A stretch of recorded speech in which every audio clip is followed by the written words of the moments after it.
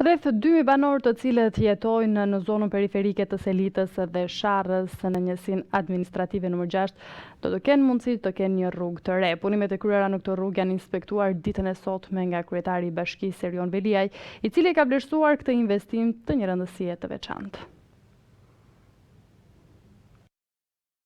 Rreth 2.000 banor që jetojnë në zonën periferike të Selitës dhe Sharrës në njësinë administrative nr. 6 kanë tashmë një rrugë të re.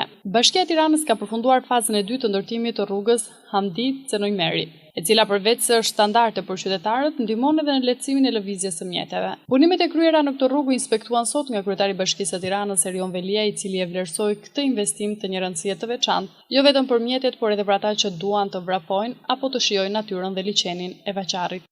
Pas 2 javësh mbushet një vit nga koha kur u betuam që do ta çonim Tiranën në drejtimin e duhur dhe do ta kthenim Tiranën në punë. Edhe më vjen mirë që në këtë vit kemi qenë disa herë në kombinat, edhe këtë javë kemi qenë disa herë në kombinat. Filozofia jonë me planin e ri të përgjithshëm është që kombinati të jetë një qendër mbete e Tiranës. Një nga 7 qendrat kryesore të Tiranës që do të ketë bashkë të gjitha shërbimet edhe gjithë infrastrukturën sociale të nevojshme. Sigurisht që kjo nuk ndodh nëse këtu nuk janë rrugët dhe nuk vjen urbanizimi. Veliaj tha se ashtu si edhe në çdo zonë të Tiranës ku janë bërë investime të kësaj natyre, edhe në këtë lagje kjo rrugë jep një vlerë të madhe pronës, si dhe e bën atë më të suksesshme. Kryebashkiaku Veliaj theksoi se në projektin e planit të përgjithshëm vendor e gjithë zona e kombinatit parashikohet të jetë një nga polet e veçanta të kryeqytetit, e pajisur me infrastrukturën e nevojshme rrugore dhe sociale.